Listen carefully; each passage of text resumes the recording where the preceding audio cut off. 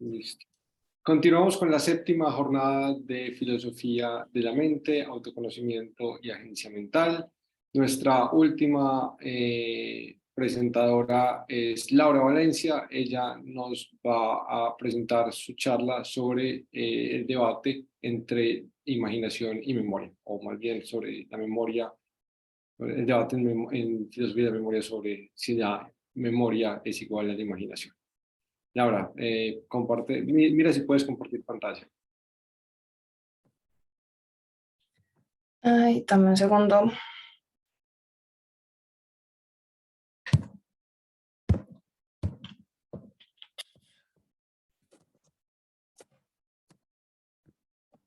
Allá está, ¿no?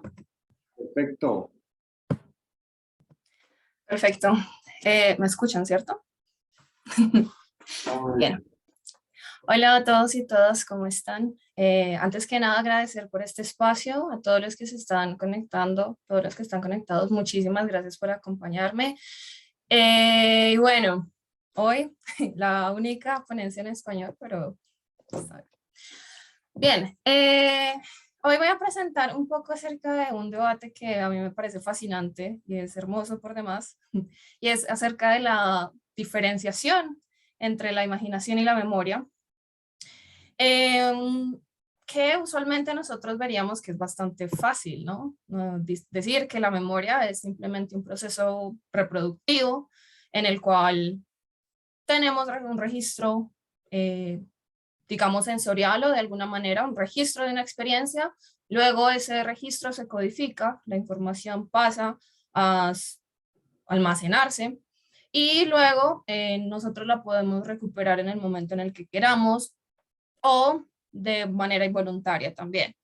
Entonces, pues si lo entendemos así, claramente la memoria y la imaginación entonces son desiguales. Ahí me equivoqué en la diapositiva. Desiguales. No son lo mismo, porque la imaginación vendría a ser algo totalmente creativo y no tendría correspondencia con los hechos. Sin embargo, vemos que hay algo que la memoria tiene y es errores, que sean constantes, generalizados y que en realidad se dan más que, que las buenas reproducciones. Entonces, frente a esto se plantea una perspectiva acerca de la memoria como una forma de construcción. Y desde esa visión, la memoria no solamente se parecería demasiado a la imaginación e incluso serían procesos continuos, sino también diríamos que son un sistema, integran un sistema al cual está, digamos, determinado para un montón de cosas, no solamente para recordar. Y esto nos lleva a un montón de implicaciones sociales y también acerca del autoconocimiento. Entonces, tenemos acá la visión tradicional de la memoria, como ya lo venía diciendo, y es que ella se reproduce o es archivística. Es decir, que ella sería una mera copia de los eventos y las experiencias por las que atraviesa el sujeto. Según esta visión, nosotros seguimos un proceso que se puede definir de 3 o 4 pasos. El primero es el registro sensorial. Luego tenemos un proceso de codificación o de procesamiento de la información que recibimos a través de los sentidos, o incluso también esto aplicaría para los procesos internos. Luego esta información se tiene un almacenamiento. Eh, esto igual hay como diferentes formas de entender cómo se hace almacenamiento. Y luego tenemos la recuperación, que es el recuerdo. Y este podría ser voluntario o involuntario y recolecta, digamos, las experiencias no solamente visuales, auditivas, sino también las sensaciones internas, los sentimientos y las emociones que acompañarían las experiencias. Desde este punto de vista, entonces, con estas 3 etapas, diríamos que la memoria es un mero archivo y que es importante señalar que el sujeto tendría un papel bastante pasivo, porque simplemente está y las cosas se dan sin él, digamos, intervenir allí. Entonces, desde este punto de vista, la memoria pues se viene a determinar como algo totalmente distinto de la imaginación, porque pues se pueden distinguir igual, ¿no? La memoria viene a ser algo que reproduce, mientras que la imaginación es una creación. La imaginación entonces sería crear imágenes, representaciones y usualmente pues de escenarios hipotéticos, posibles o imposibles, pero al fin y al cabo es una creación propia. Y aquí en la imaginación entonces el sujeto tendría un papel bastante activo, mientras que la memoria simplemente sería un almacenamiento, recuperación, y es totalmente fiel y precisa, y tendría una conexión causal con los eventos. Sin embargo, hay un problema, y es que nosotros, si nos fijamos realmente en la memoria, vemos que si hay algo que perdura en ella, no son los registros, no son tanto los registros precisos acerca del pasado, sino más bien los errores acerca de lo que pasó, o detalles que se escapan, o incluso memorias falsas. Pensemos por un momento en qué hicimos ayer, ¿no? Tratemos de reconstruir una memoria acerca de los eventos que ocurrieron el día de ayer en nuestra propia vida, nuestra vida cotidiana, pero que no sean como los lugares comunes de la rutina o desayunar, almorzar, en fin, sino reconstruir el orden de los hechos y cómo sucedieron cada uno de ellos. La pregunta sería, ¿qué tanto recordamos de ellos? Y qué tanto recordamos también de los contextos que nos rodearon cuando tuvimos ciertas experiencias. Ahora, recordamos eso. Si le preguntamos a alguien con quien nosotros compartimos el día de ayer uno de los espacios o una de nuestras experiencias, ellos nos darían los mismos detalles, nos dirían que sucedió lo mismo exactamente cuando se encontraron, etcétera. Y pues lo más probable es que no. Cuando recordamos tenemos usualmente varios errores de precisión. No solamente en detalles pequeños, sino a veces tenemos grandes vacíos y a veces incluso llegamos a tener memorias que son completamente falsas. Digamos que se podría argumentar desde acá que pues que son errores normales, porque es un sistema que igual no puede ser perfecto y no puede hacer todo bien. Sin embargo, pues como ya lo había mencionado, la memoria tiene demasiados errores y esos son demasiado constantes. Entonces, pues se haría ver como que el sistema de la memoria o la facultad en realidad no es tan buena, que es demasiado deficiente y que tiene demasiados errores. Entonces, como que ahí habría la pregunta de por qué tendría tantos errores. Uno de los errores más comunes que se encuentran cuando trabajamos sobre la memoria es la visión en tercera persona.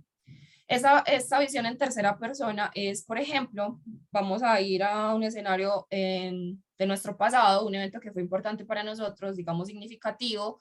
Podría ser la primera comunión, una boda, no sé, nuestra graduación del colegio, etcétera. Y vamos a pensar en cómo nos vemos en ese recuerdo, si nos recordamos en primera persona o nos recordamos en tercera persona.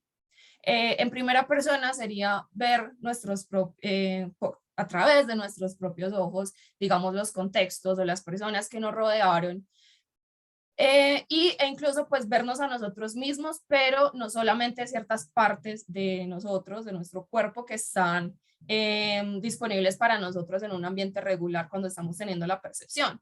Pero lo que sucede es que usualmente nosotros recordamos como si estuviéramos siendo espectadores en una película en la que nosotros somos actores, entonces nos vemos digamos, en otro plano. No vemos el mundo como lo vimos cuando percibimos, sino que pareciera que estamos construyendo una narración desde fuera. Y esto es un rasgo bastante común en nuestros recuerdos. Otro de los problemas que tiene la memoria y que son bastante persistentes es la confabulación o cuando nosotros creemos haber tenido una experiencia, creemos tener un recuerdo, pero en realidad eso nunca nos sucedió a nosotros. Un recuerdo completo, no detalles, sino algo que fue casi que implantado. Eso se refiere a hay una técnica que crearon Loftus y Cohen, que se llama Lost in the Mall, que fue una técnica, un experimento que se aplicó y quiere decir, pues pregunta, a las personas si ellos alguna vez se perdieron en el centro comercial. Esto, muchas personas, más de un 25% diríamos, dijeron que sí, cuando en realidad nunca había sucedido, e incluso daban detalles sobre su pérdida en el centro comercial. Este experimento se dio para probar que en realidad las preguntas capciosas, las preguntas que tienen como una tendencia, en realidad sí pueden llegar incluso a poner memorias donde no las hubo. Y es interesante porque las personas, como ya lo medio mencioné, en esos estudios, las personas que recordaban falsamente los eventos rellenaban los vacíos y daban incluso detalles sobre ellos. Los intentaban como dar detalles y ni siquiera generalizados, sino como puntos muy específicos de su supuesta experiencia. También tenemos los que Schachter menciona, los 7 pecados de la memoria, y es que son errores muy comunes. Por ejemplo, la transitoriedad, que es que los recuerdos se hacen más difíciles de acceder por el proceso de envejecimiento natural o por daños al hipocampo y al lóbulo temporal. La distracción, que es cuando tenemos lapsus de atención o nos distraemos. El bloqueo, que es cuando nosotros tenemos como las memorias temporalmente inaccesibles, como cuando tenemos el síndrome del tipo TANG, que es como, lo tengo en la punta de la lengua, pero no puedo acceder a él. También el suggestibility, que es la tendencia como a ser influenciado, y es cuando información errada es añadida por una fuente externa a nuestros recuerdos por preguntas dirigidas o inductivas. También el bias, que es que nuestras inclinaciones o nuestros sistemas de creencias o nuestros conocimientos anteriores tienden a distorsionar las memorias. La persistencia, que es cuando nosotros deseamos olvidar una experiencia, pero ella simplemente se hace como más grande y se hace más fuerte. Y la atribución errada o misattribution, que es cuando los recuerdos son atribuidos a una fuente errónea, o sea, que creemos haber escuchado o visto algo que en realidad nunca sucedió. Entonces, teniendo en cuenta que todos estos errores, no podríamos decir que la memoria es una construcción, es una reproducción, sino que tendríamos que verlo como algo que es bastante maleable y que en realidad la representación suele ser muy poca. Y entonces podríamos llegar al punto de decir que la memoria en efecto es una construcción. Es decir, que nosotros tomamos parte de varios factores como las expectativas, las creencias y los conocimientos previos, y a partir de allí nosotros, el agente construye lo que serían sus memorias. Bien, desde el constructivismo se plantean diferentes puntos, y es que, por ejemplo, que nosotros no recordamos como tal los hechos, sino solamente el núcleo fundamental de ellos o el gist, que es como la generalización, y otro punto de vista es que ella conserva patrones con los cuales forma redes de información a partir de los cuales luego reconstruye las memorias.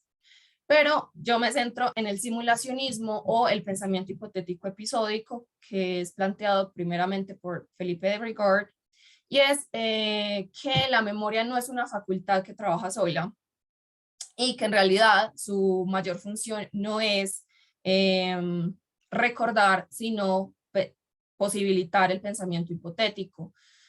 Esta junta ambas caras o ambas posturas sobre el constructivismo, y es que nosotros hacemos como una amalgama, patrones, redes de información y a través de los núcleos fundamentales de nuestras experiencias. Entonces,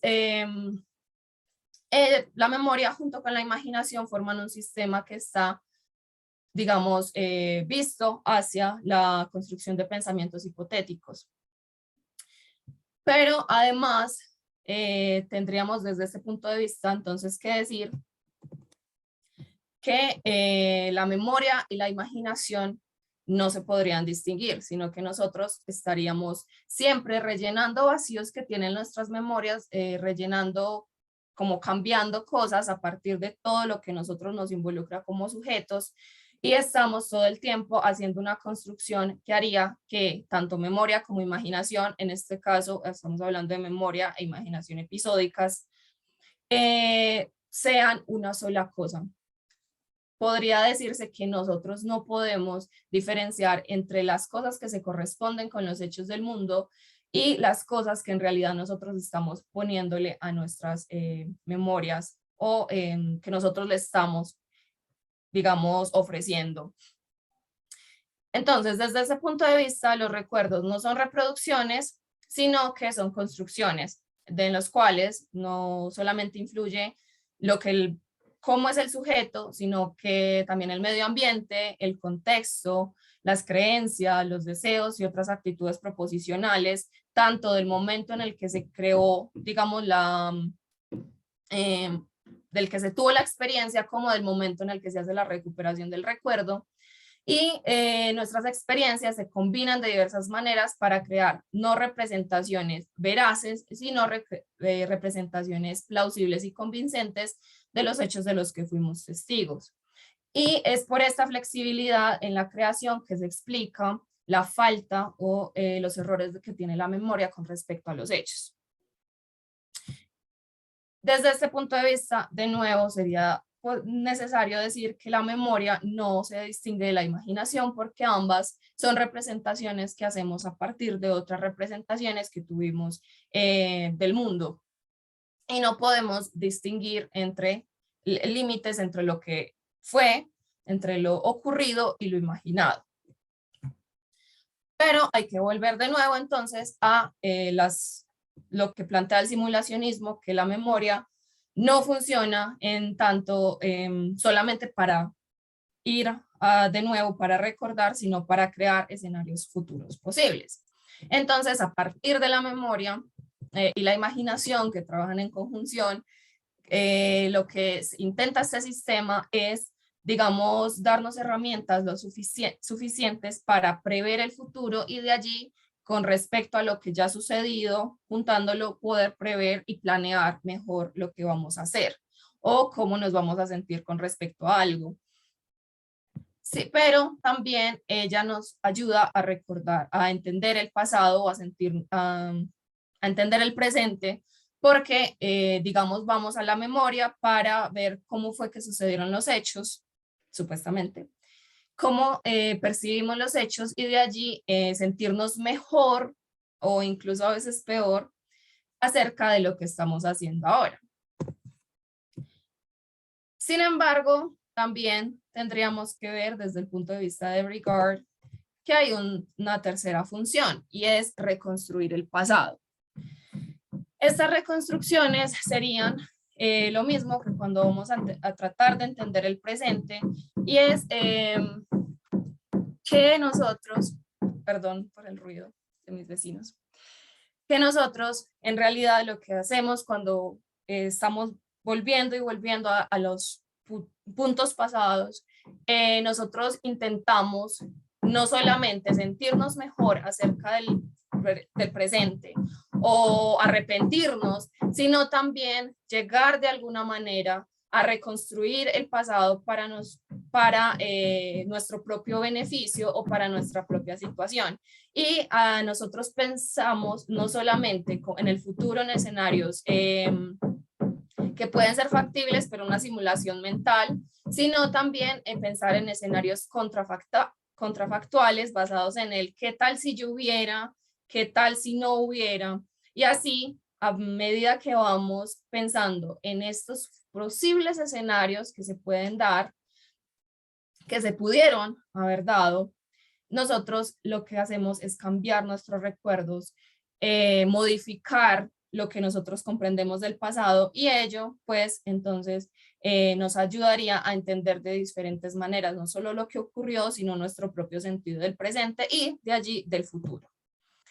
Entonces, la memoria difícilmente puede concebirse como una copia de los eventos que experimentamos, sino que es más bien una producción novedosa en la cual intervienen diferentes factores que le hacen una construcción de un sujeto o de un agente que está involucrado en la construcción todo el tiempo.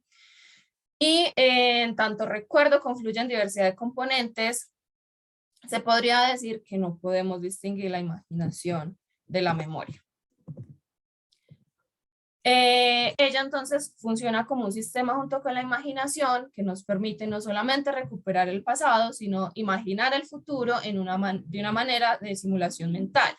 Pero más allá de eso, este sistema que no está enfocado en el pasado, sino en entender los puntos de nosotros mismos, reordena el pensamiento contrafactual a través del pasado, a través del pensamiento contrafactual, y así entonces modifica las narrativas autobiográficas del sujeto. Entonces, si lo vemos un poco más de cerca, esto tendría un montón de implicaciones a nivel social. Por ejemplo, ¿qué implicaciones tendría la comprensión de la memoria si no podemos distinguir la ficción o la simulación en cómo vemos al mundo? Si no podemos distinguir entre las representaciones reales e imaginarias sobre los hechos en los recuerdos, ¿cómo esto afectaría, por ejemplo, a los testigos de hechos criminales? Hay muchos estudios que indican que las preguntas, si nosotros hacemos preguntas capciosas o preguntas que tienen un cierto tinte, hacemos que la otra persona cambie su perspectiva o diga otras cosas o modifique sus recuerdos. Entonces, ¿qué tan fiable en realidad es tener testigos en este tipo de casos? Y más allá de eso, no solamente en lo social, desde lo ético, lo político y otras cosas también, vamos al sujeto. ¿Qué implicaciones tiene para el sujeto mismo que él pueda recuperar,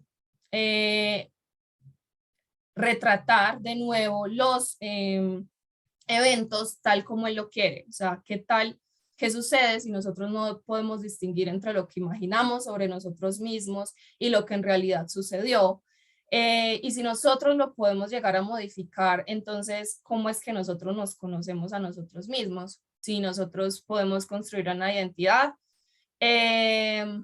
podemos llegar realmente al autoconocimiento y cómo esto, si nosotros solamente estamos todo el tiempo combinando cosas para hacer algo que sea plausible, en realidad nosotros podríamos decir que tenemos una identidad.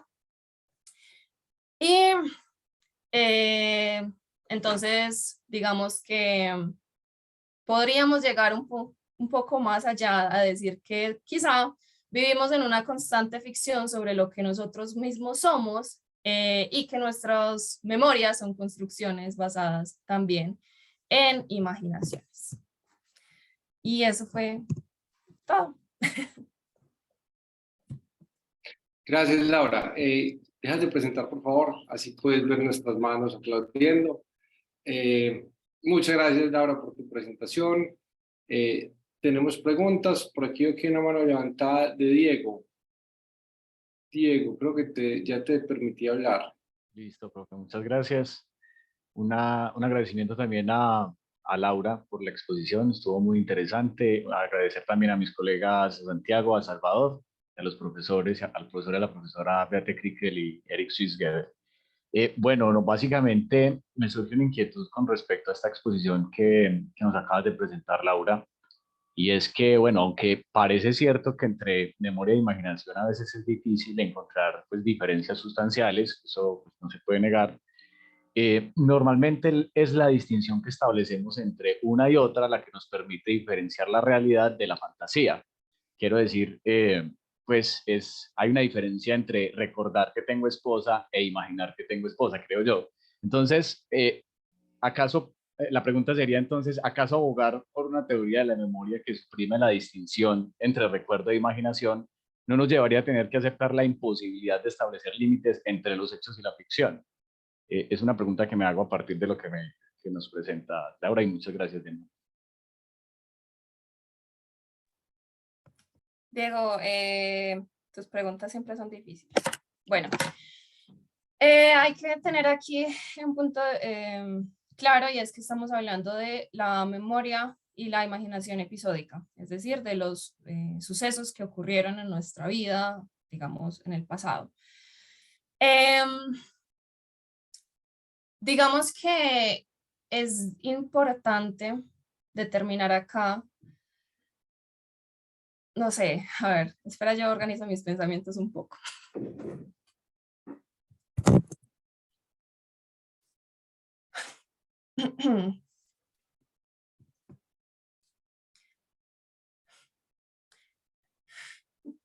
Acerca de nuestro pasado, nosotros no podemos conocer mucho.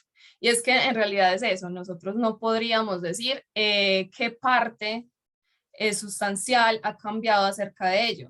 Y bueno, digamos que en un momento tienes un accidente, no podrías reconocer qué fue lo que sucedió realmente y qué no sucedió.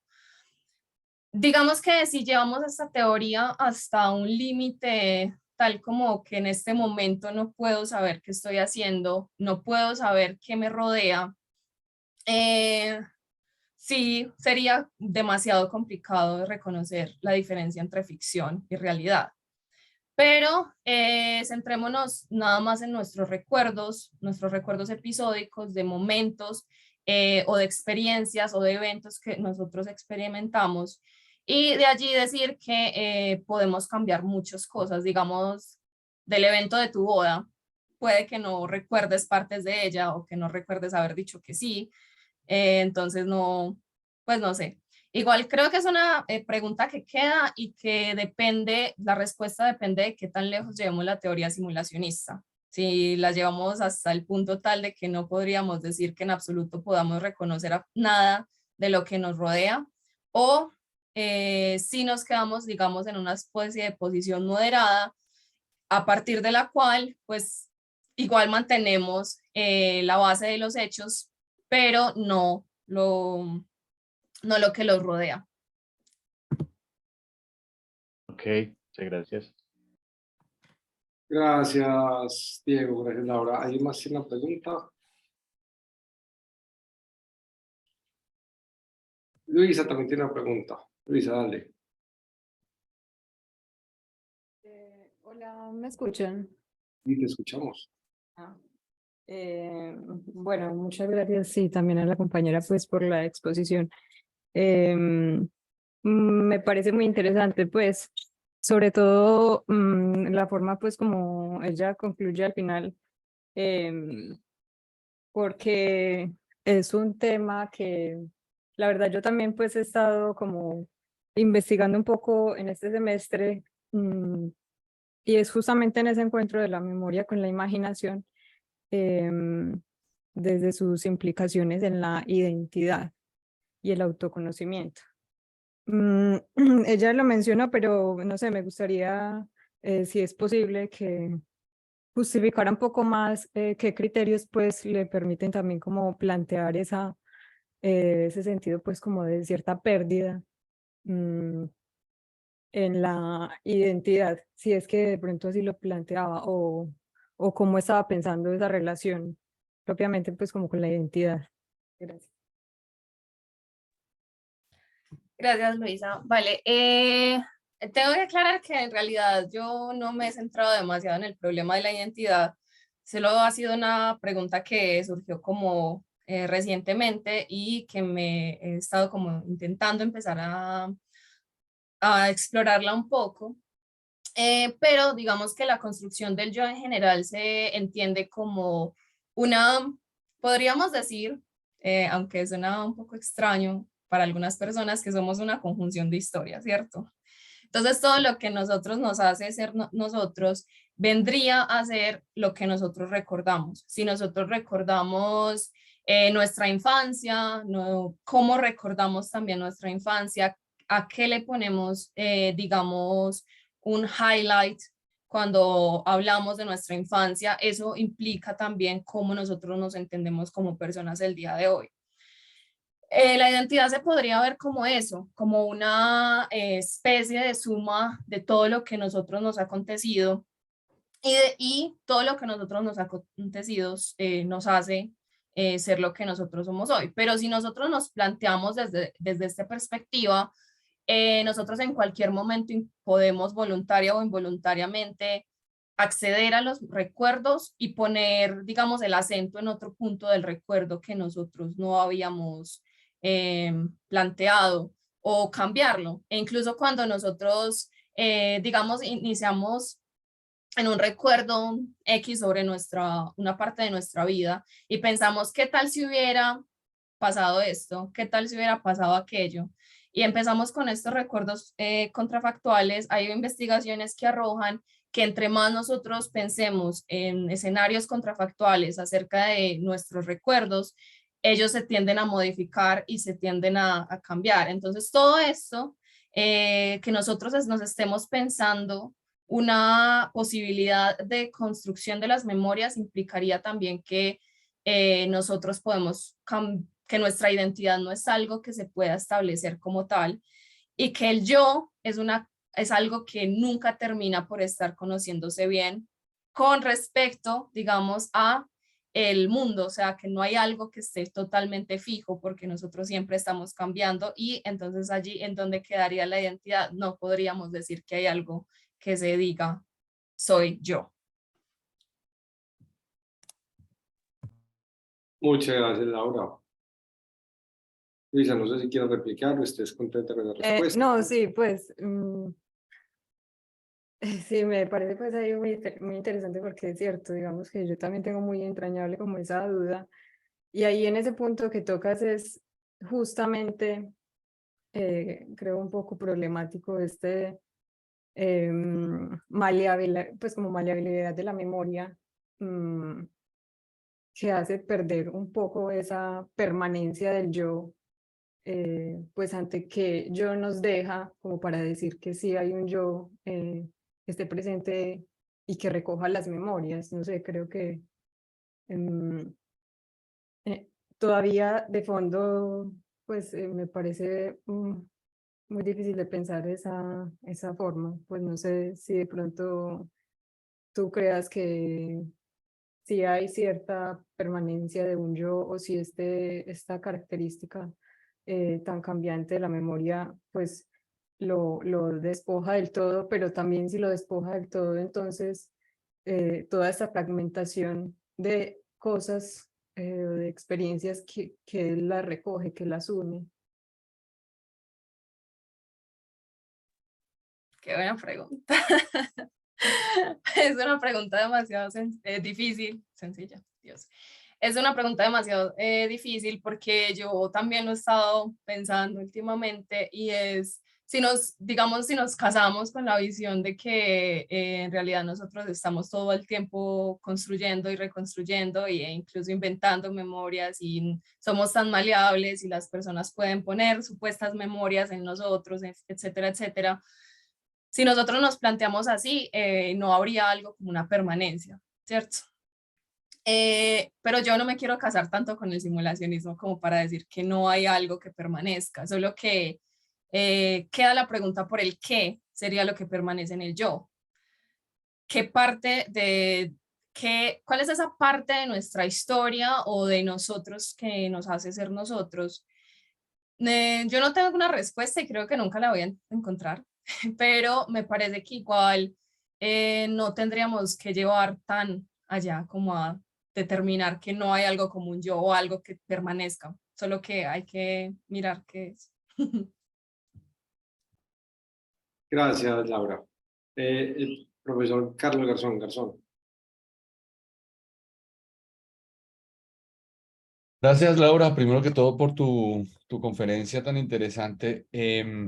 Yo simplemente quiero como comentar algo en relación con lo que dijiste al final, más como a modo de reflexión, que puede suscitar toda esta discusión acerca de la memoria episódica y la reconstrucción de la memoria episódica en relación con los procesos de reconstrucción de memoria histórica, ¿cierto? Por ejemplo, que son tan importantes ahora en nuestro país. Creo que el mismo Felipe de Brigar tiene por ahí una charla, no sé si se consigue por internet, donde él justamente trata como de pensar cómo es que estas nuevas formas de entender la memoria un poco en lugar de dar como las condiciones de fiabilidad, digamos, de una suerte como de correspondencia uno a uno entre lo narrado y lo sucedido, pues de alguna manera se convierten como una suerte de hipótesis, ¿sí?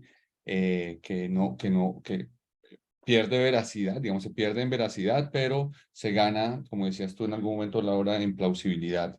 Y cómo de todas formas esas maneras de reconstrucción de la memoria tienen que hacerse de algún modo transversales, es decir, la memoria histórica no es la memoria de una sola persona, sino que se debe construir justamente a partir de la construcción de los relatos de varias personas que no son relatos absolutamente veraces por todo lo que tú explicaste en tu exposición, pero en donde uno puede empezar a construir o a reconstruir esa memoria a partir de los elementos en común que se entrecruzan de los diferentes relatos.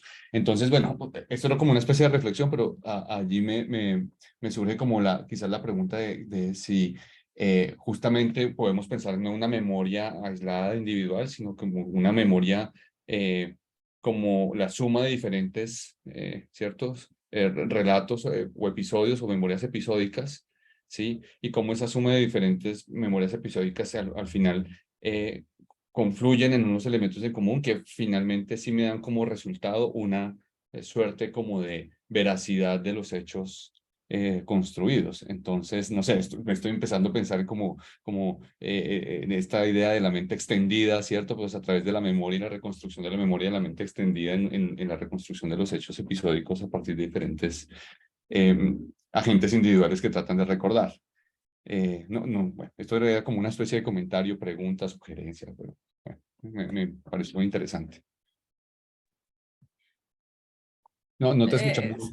Bueno, antes de que Santiago. Laura diga algo, yo quería agregar una cosita, es que efectivamente esa noción de mente distribuida, recuerdo distribuido y de recuerdo colaborativo, nada más para darles una buena o mala noticia, yo no sé, no es más fiable que el individual y de hecho puede dar lugar a confabulaciones colectivas. Por ahí hay un artículo también muy interesante donde Kirk Kerr-Mikaelian hace el análisis del efecto Mandela y tiene que ver con una creencia muy amplia de gente que tenía una creencia, o sea, había una creencia muy distribuida sobre Mandela que daba, pues, que no era cierto. Entonces ahí tenemos también otro problema más por la epistemología, lo que garantiza que no se nos va a acabar el trabajo. Laura, no sé si quieras decir algo. Pues así como grosso modo, yo inmediatamente pensé en el efecto Mandela, claramente, porque es una de las grandes muestras de que no es como que podamos confiar tampoco en la memoria colectiva de una manera certera.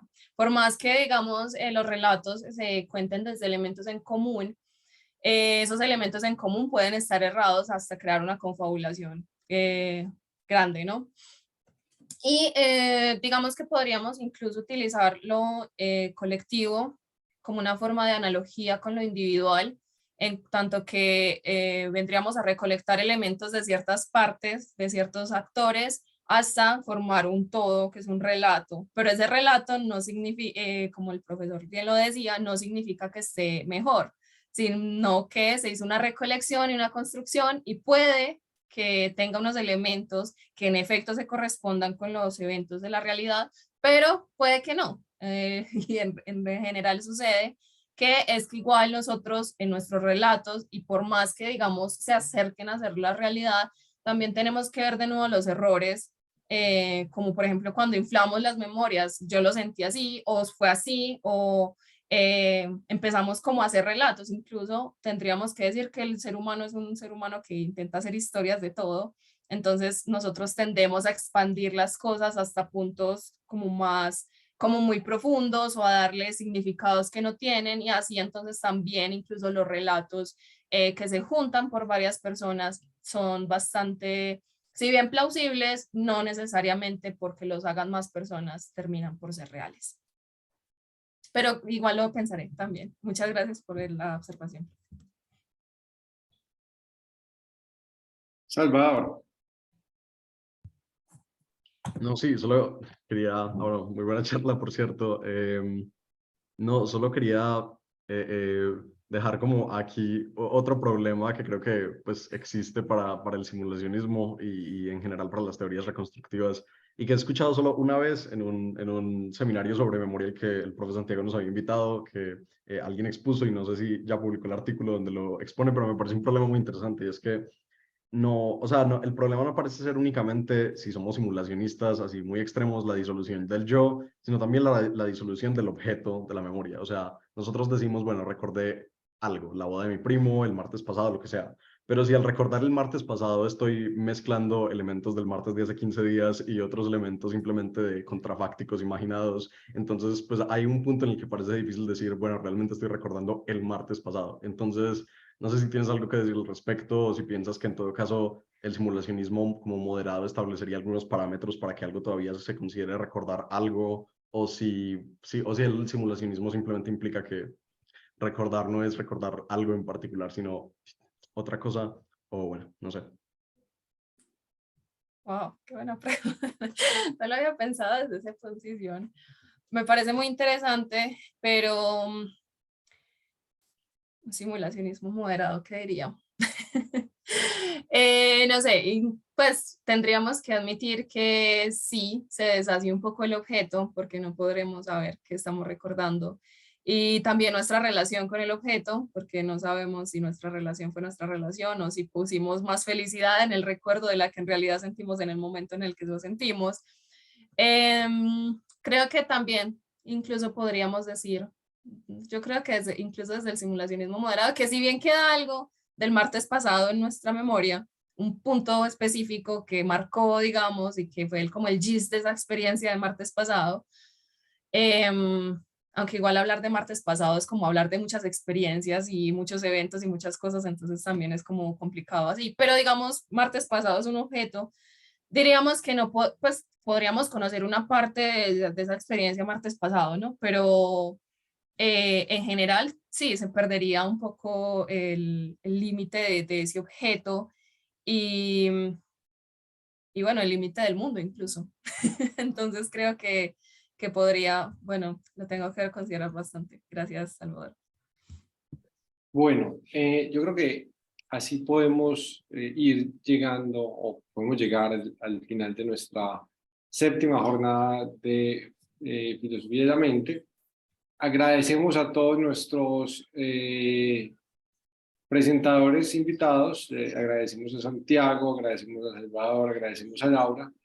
Agradezco además particularmente a Laura Echandía, que nos ha acompañado a lo largo de este evento detrás de cámara o detrás de Zoom, no sé cómo se diga en este caso, pero y muchas gracias a todos los que se conectaron y escucharon estas charlas y participaron. Muchas gracias a todos y espero que nos veamos próximamente. Un feliz día. Hasta luego, Santiago, y felicitaciones por la organización del evento. Muy bueno. Gracias. Hasta Muchas luego. gracias a todos por la participación y por la organización y por permitirme estar acá también. Que estén muy bien. Gracias, Laura. Chao.